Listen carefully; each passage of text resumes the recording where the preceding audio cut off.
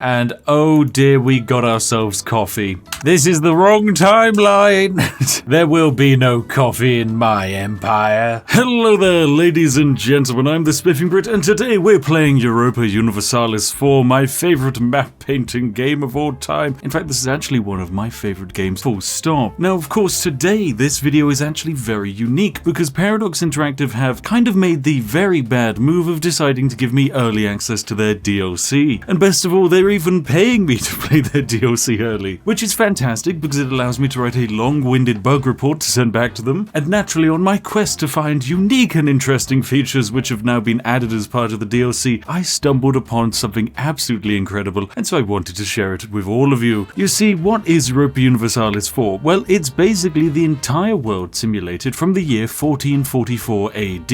It's complete with a whole bunch of people that you might recognize, like England, Sweden, Norway, but there's even some fake countries that don't even actually exist, like Denmark. Now, basically this game has a brand new DLC called Leviathan, which is focused generally on most of these Southeast Asian countries that are really exciting and fun and blah blah blah blah blah. You can play them in your own time, I'm not interested in that, so naturally everyone's probably going to be jumping over to Southeast Asia to play some of the games. However, this DLC has also changed, improved and expanded the independent tribes and nations of Native America, to the point where they're actually fun to play. I know, it's incredible. All of the mechanics have been completely overhauled. No longer are you basically a stagnant boy slowly colonizing provinces over 40 years and just waiting for the Europeans to arrive and murder you. Now you can actually play a game. It's amazing. And to go along with all of this, they now have basically independent migratory tribes which can move around the map, claim a whole bunch of territory, and they gain a constant tribal development as they move around. It is really fun to mess about with. However, it can be gigantically exploited, and that's exactly what we're going to do today. So welcome into the game, ladies and gentlemen. Today we're playing as the lovely migratory tribe of Wichita here. As you can see, our borders are a little bit funky. That's because technically we control all of this land. It's part of our tribal territory, but we as a tribe only move from one territory to the next via migration. Now, migrating is amazing. Very powerful. 11 out of 10. Strongly recommend it. But what are the unique mechanics of playing as a tribal nation, and why on earth is it able to create mega cities? When tribes are in random provinces, they can gain tribal development by just grazing on the land. The only issue is whilst they're grazing on the land, they increase the devastation. When the devastation hits 100, you no longer get tribal development from eating up the local bison population. Effectively, we're playing almost an endgame crisis as we move from location to location, devouring the population of that land and using it to build a mega city. Now, today we're led by Chief Cowatuf Lackmute. I'm really bad with names, but there you go, that's my best bet. Who's a Midas-touched individual who's going to be helping us generate lots of money, but most importantly, we need to actually start messing up with the AI. First of all, we're going to rival Lipan, another migratory tribe to our south. We'll also rival Caddo here. We need to leave the federation that we're in because they're not going to give us anything, and instead create a federation of our own, consisting of some new people who I'd like to make friends with, like say this tribe here, the Nachiotes. Now, federations are once again completely overhauled as well in a perfectly balanced fashion because they allow you to gain even more increased bonuses, like say increased local goods produce modifier, but more importantly, joint grain depots for increased tribal development. But what is tribal development? Well, it's a statistic that increases. Basically, each month, the amount of tribal development we're getting gets randomly put into one of these three categories. When one of these three categories reaches a whole number, like say 1 or 2 or 3, that amount of development is added onto our capital. Wherever we move our capital and migrate to gains that tribal development. Now you're starting to see the problem here, because effectively, we can turn our entire tribe into a walking mega city of death, and that's exactly what we're going to do. Now, straight away, we're actually going to migrate to this region here of Tawakoni because it's just a better region with increased base tax, and trust me, we need as many great regions as we can get. But honestly, there's not too much we can do until we start building up a bank of money or increasing the amount of development that we have. But actually, there is one thing you can do, because you see, tribal development growth is also tied to whose terrain you're standing in. We're standing in our own terrain here, so we had 0.25 devastation per month, but we've only gained 0.02 tribal development, which is honestly quite terrible. So what we're going to do, ladies and gentlemen, is do something absolutely majestic. We're going to move into the territory of people who probably hate us. But anyway, now that it's January, we're actually going to migrate yet again. That's right, we're spending 100 military power to migrate this much early on. And the reasoning is simple. We're going to migrate to this region here of Telconda. It's objectively worse than the actual province that we're sat in currently. However, this province here belongs to the Lipan tribe here, who we are rivaled with. And by migrating into their territory, territory. We're going to be making less money, but losing money isn't what's important. What's important are the gains, ladies and gentlemen, because now that we're in someone else's land, we gain increased tribal development. We go from making 0.02 development a month to making 0.1. Now that is an improvement. So we're just going to sit in this province and harvest development for a nice long while until we drain the entire province. Now, of course, after a while we will just devastate this province into the ground, but honestly it doesn't matter, because after just 10 months we're going to gain a free development point out of thin air. And as you can probably work out, that's going to be a very powerful thing indeed. So far the province has reached 2.9% devastation. Now this is quite high devastation. It's only going to go up from here, and in fact the more time we spend in one province and the higher development we are, the faster this devastation count's going to go up. Now we're about halfway to our first few development points, and then we've got a decent even spread. Now the other interesting thing about tribes is that tribes can build really nice buildings with great bonuses, and the exciting thing is when you move territory, the buildings follow you, and these buildings aren't bad. Plus 50% goods produce modifier is insane, plus 50% production efficiency, also really nice, plus 0.02 development growth. Now you can start seeing where development can get a little bit out of control. And there we have it, we've gained our first 2 free development points. We now have 2 tribal development in both admin and diplomacy, and as you can see, that's taken this garbage province that was previously just worth 3 development, it is now worth 8 development in total, which is a remarkable improvement, and it's now making us more money. Now an additional 6 development on whatever province we settle on is good, but it's hardly going to be groundbreaking. I mean, oh yes, we can turn a 3 development province into a 9 development province. We can turn this 10 development province into a 16 development province. Now that's nice, but what if it could get into the hundreds? Well, ladies and gentlemen, it can.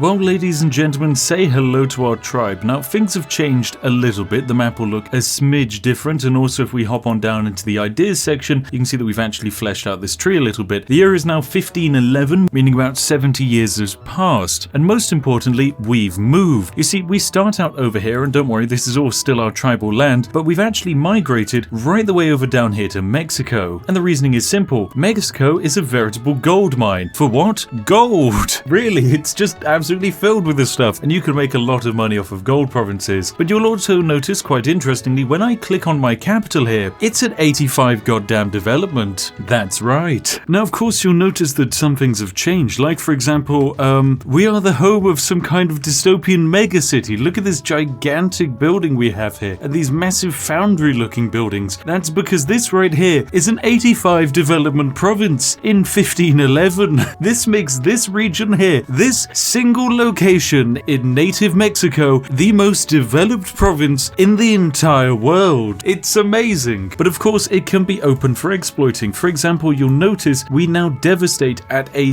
rate of 6.9% each month, which is insane, basically meaning we can only sit inside of a territory for a maximum of about like 16 months or something, and then we have to move on. But of course, moving on isn't too expensive. It only costs us about 8 to 16 military power to move a province, all thanks to the fact that we're rocking -3 stability for -30% migration costs, as well as also the native ideas here giving us an additional -20% migration cost discount. All of this culminates, along with other factors, into giving us a random development growth of 0.2 each month. That's right, originally we were getting 0.02, now we're getting 0.2. This is incredible. What this means is every 5 months we go up 1 development in a random category. That's what makes it so damn exciting. But today we're going to try and do something very exciting. We're going to see if we can create gold out of thin air. In order to pull it off, we're going to need to take control of the Chichimeca faction here, who have 9,000 men, and control these 2 bits of territory. We want either one of these territories because either one of them has a very high chance of giving us gold. 21% for both these provinces, which is lovely. So here's what we're going to do. We're going to quite simply declare war on them for tribal border feud. Anyway, bam, time to declare war. You know, we should probably also bring our ruler in as a general, and oh my, is he majestic. So there we go. We just waltz in, jump on top of the enemy armies here, and oh, would you look at that. These poor people haven't teched up at all, meaning we only lose 1,000 men and they lose 13,000. It's a complete and utter stack wipe, ladies and gentlemen. Oh look, you're moving 3,000 men into a province. Oh dear stack wipe. Oh, I'm too powerful. Anyway, all we need to do is siege down this province of Pame here, and as soon as we siege it down, we have a couple of options here for peace. What we can do is try and force them to vassalize, although actually no, there's no way we could do that. Instead, we're just gonna have to try and take their tribal land, which is fine, we can do that. We can take both of those tribal provinces. And there we go. The war has kind of reached its penultimate point. We've managed to occupy the enemy capital. So we're going to take both of these provinces from them in our lovely, completely and utterly fair trade deal. And then we're also going to want to grab ourselves as much money as possible. And, you know, that should be fine. Perfect. There we go. We've now gained ourselves some new land. And oh dear, I realize we've also just boxed ourselves in because we also have a truce with these people here. Oh, beans. I'm going to have to load a save game or I'm going to be trapped. Right, there we go. We've done this peace deal a second time now, and now we've properly sorted it out so that we actually have an escape route. So it's time for us to migrate into this province. It's going to cost us 13 military power, and then we're going to now try and get ourselves a blot of gold. It'll be in either one of these two regions here, and as you can see, we have a metric ton of military power stored up, so I'm more than happy to bounce back and forth between these two regions here until, oh, and there we go, we just instantly find gold. Perfect. So we've struck gold in the city of Zacatecas here. Now, the thing is, we've kind of hit our maximum point when it comes to development growth. No matter how hard we try, we're only ever going to be kind of at a maximum being able to make 0.2 development per month. However, there is a building that we can build called irrigation, which just gives a flat 0.02 development in every province that you build it in. Now, it is of course worth 210 gold. That's a lot of money. So unless you had a massive supply of cash, you're not exactly going to be building that everywhere. But equally, we're migratory. We can only build that in one province and then move that province around the map. So what are we going to do? Well, we know there's gold over here and that's really profitable, so we now have that secured for an easy source of money. But we're going to go and migrate over to this region here because it has an insane natural harbor and has the Mississippi estuary, basically meaning we can dominate the entirety of any trade leaving America by just whacking down a settlement here. So first we're going to let all of our lovely troops come home, and then it's time for me to start the migratory journey all the way over here. Now, of course, it's easy to migrate when you're at -3 stability, so pro tip, if you want to change your stability easily, just change your native policy. Every time you change your native coexistence policy, you lose 1 stability, making it, you guessed it, now it's only 8 military power to move around the map. Lovely stuff. So we're just going to basically phase and teleport our way across the map through all of our lovely terrain here until we get to this lovely province here of Chitamacha. And as you can see, this province is 100 development. It's a veritable wonderland. We're going to actually convert our government form and become a settled tribe. And with that, we're now settled down. We can no longer just teleport around the map. But here's what we can do. You see, in all of the provinces where we have a decent amount of money or development, like say this province here that I crazy devved up, we can spend a combined quantity of 9 of our tribal development to add 9 development to this province at the cost of 36 diplomatic power. So, wabam, we do that and we get ourselves a brand new province over here for us to build in. So that's exactly what we're going to do. We're going to build ourselves an irrigation depot. Now, of course, we also want to settle on these 2 gold mines here. So what we're going to do is drop ourselves down a save file, and if we don't get a gold mine, we'll have to reload the save file. And oh dear, we got ourselves coffee. This is the wrong timeline.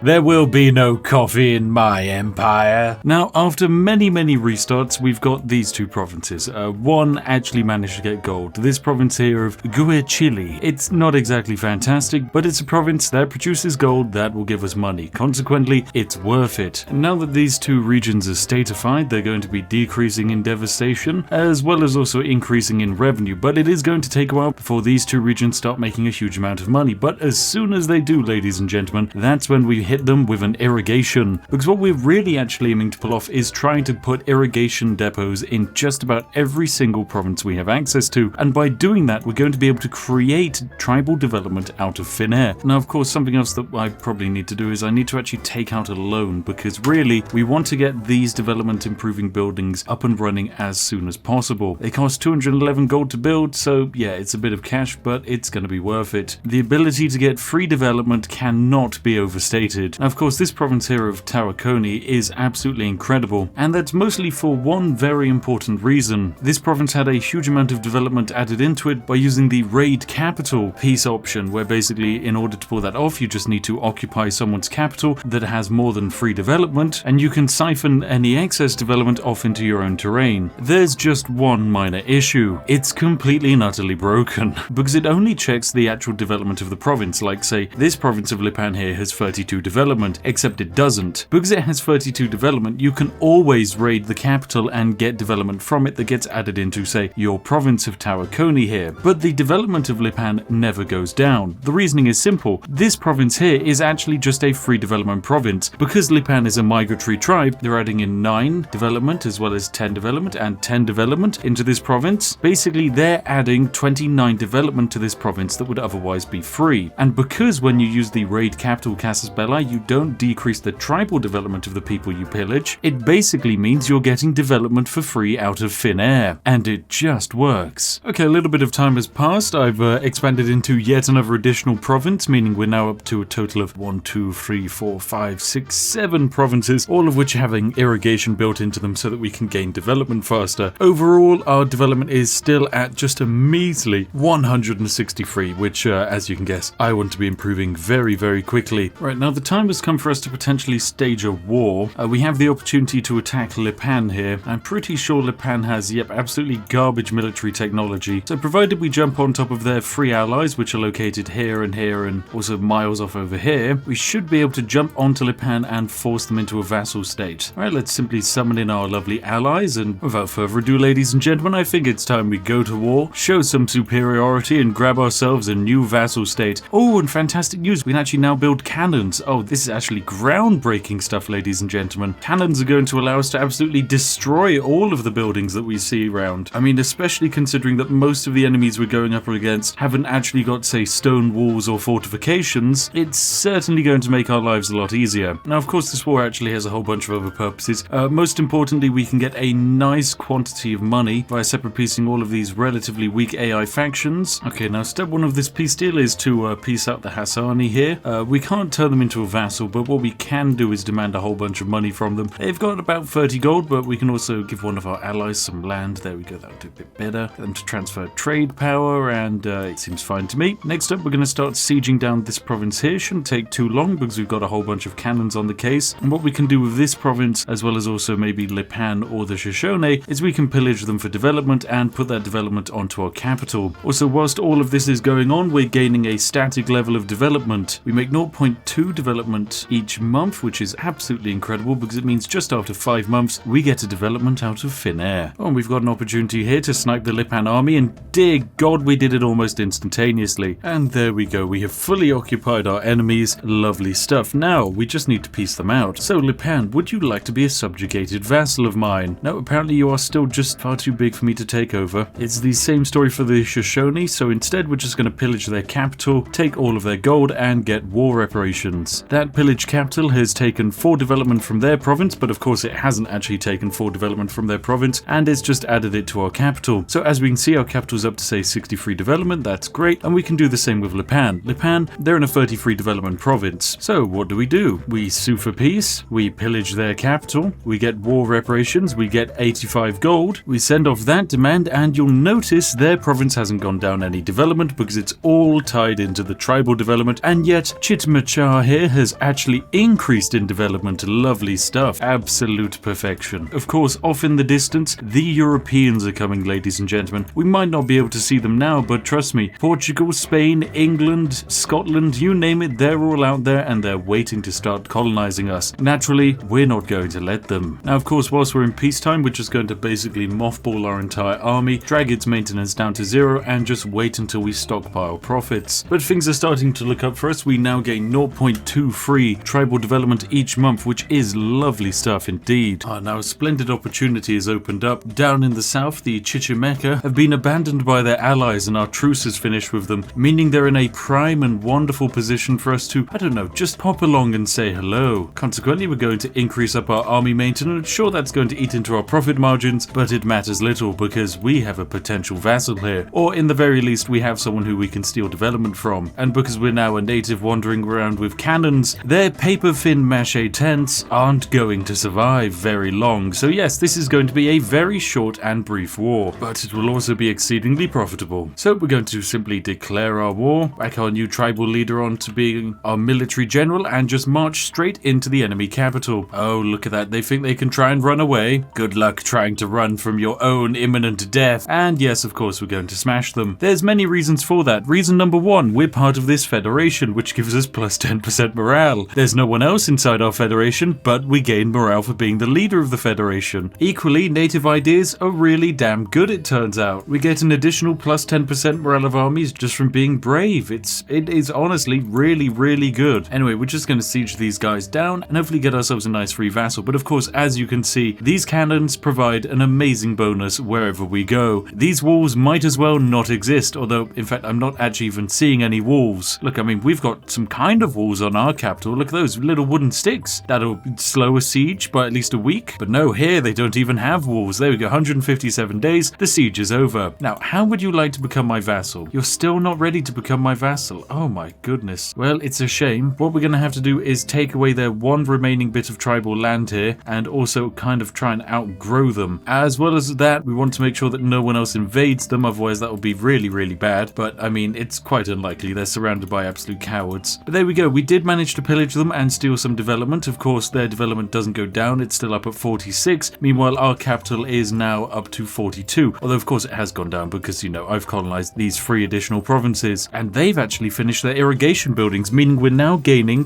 development at a rate of 0.27. Oh, this is perfect. Oh, we're making good money as well. We're making 4.5 ducats a month, which is absolutely lovely. You know, we might as well also kind of integrate some new cultures because, you know, we're going to have a whole bunch of new cultures in our lands due to just the fact that our empire is going to be ridiculously spread out everywhere. Yes, let's build ourselves another irrigation ditch in this territory here. And then as soon as we get another 200 gold, we need to really start settling more and more of these bits of land. All right, I think I really need to just start taking out more loans because we need to get development and we need to get it fast. So I'm just going to probably settle all 3 of these regions up here just so that we can get slightly more coherent borders. It's going to cost us a little bit of diplo power, but it is worth it at the end of the day. It means we can get more development in the future. So bam, bam, bam, an additional irrigation, more irrigation, and just a little bit more gold. Oh, it'll be a few more turns and then I can build another irrigation pitch either here or here or here. Oh my goodness, we've got so many opportunities now. Bam, right, we might as well just take out more loans. This is also not good financial advice. Don't just repeatedly take out loans to build irrigation ditches. Oh, and fantastic, we got this lovely event. Until the death of our ruler, we get plus 0.02 development growth. Basically, he has turned himself into an irrigation ditch. Now, I have gone kind of massively into debt to build as many buildings as possible, but now that all of these buildings are starting to come online, our income is going to start to skyrocket. At the same time, we've got a large amount of irrigation fields now finished, meaning our tribal development is growing at 0.43 a month. Oh god, that means almost every 2 months we're gaining an entire development point. Dear lord. Well, I guess we just need to take this even further. Okay, now we've gotten very lucky. We've got a once-in-a-lifetime opportunity. We're going to head south to the nation of Tanala here. Now, Tanala has a metric gigantic swarm of vassals. All of the vassals that they hold are these lovely, amazing tribal states, which have like 40 to 50 development and are hopping around the map. However, they all have insanely high liberty desire. Consequently, they're not going to save Tanala when I invade them because we just managed to get ourselves a claim thanks to an event. So with my lovely army of 30,000 men, we're going to try and bop their 40,000 men. And naturally, we're going to have the advantage because we have cannons and cavalry. They have just, you know, pointy sticks from the looks of things. And as you can see, most of their vassals aren't really doing much in terms of the way of messing about my day. And as long as we make the war nice and fast by sieging down their capital, they won't really have an opportunity to be a nuisance. Now, so far the war's going very well. One of the local tribes has donated their entire army of 14,000 men over to us for free, which is very, very nice. At the same time, we're almost reaching the point where they are pretty much entirely wiped out. We just need to jump onto this province here, which is defended by 13,000 people in a mountain. Normally a nightmare to fight, but these guys are tech too, meaning, you know, they don't even really know what the right direction of a sword is. The aim for us at the end of this is to try and take at least 2 territories away, and I think, yeah, we can probably pick up ourselves 3 additional territories, this one here and these 2 bits of land. And this is going to allow us to build 2 new irrigation centers right about here. Oh no, and they're trying to defend this mountain fort that we now hold. Oh dear, oh dear. Rest in peace, enemy army. You are all completely wiped out. Lovely stuff. I think they might be a little bit more flexible for peace now. Yep, they'll accept peace. Lovely. Can also steal some money whilst I'm at it. Yep, 19 gold and 3 more bits of land. This seems like a very nice fair trade to me. Lovely stuff. Now, these 2 new bits of land need to be cored up, and, well, that costs us a whole bunch of administrative power, but it is going to be worth it in the long run, because on both of these new bits of land, we can add ourselves irrigation. Well, we've managed to settle our 2 final provinces. That's right, we've settled every single province that was available to us that we managed to either sit on at some point whilst in the migratory tribe stage,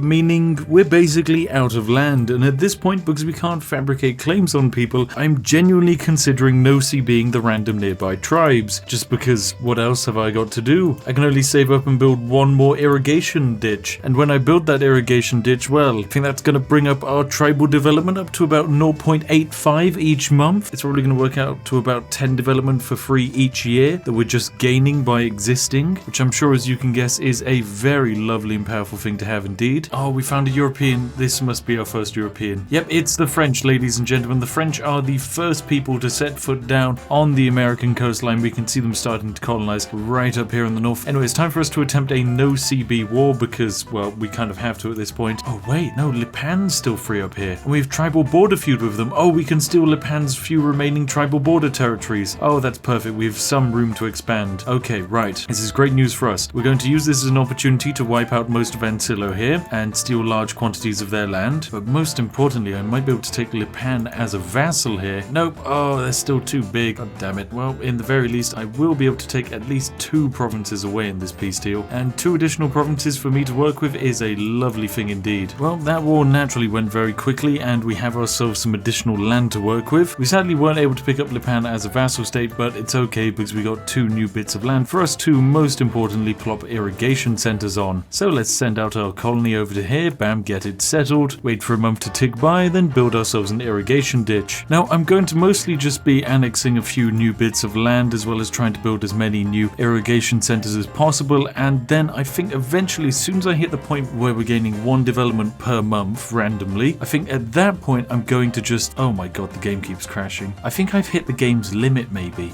It just died. I haven't had EU4 crash in ages. To be fair, this is hot code. This isn't actually the release build of the DLC, and also I suppose I am pushing the DLC to unconventional bounds where it is not exactly meant to go. Oh, you poor DLC. Well, ladies and gentlemen, I've unfortunately kind of reached the end here because I'm in an awkward cutoff point where any moment beyond this date here, as soon as we hit the end of the following month of December, the game crashes and dies. Now, I wasn't really able to work out what's causing it, so sadly this has to be the end. Although I suspect it might have potentially something to do with the fact that our main capital city here is up to 150 development. It's a bit stupid, I won't lie. It's certainly a unique province, I'll give it that. Oh dear god. Now the thing is, the incredible thing about our lovely nation is that we can basically just sink all of our tribal development into this province, and what I will do is I'll quickly shift into becoming a regular nation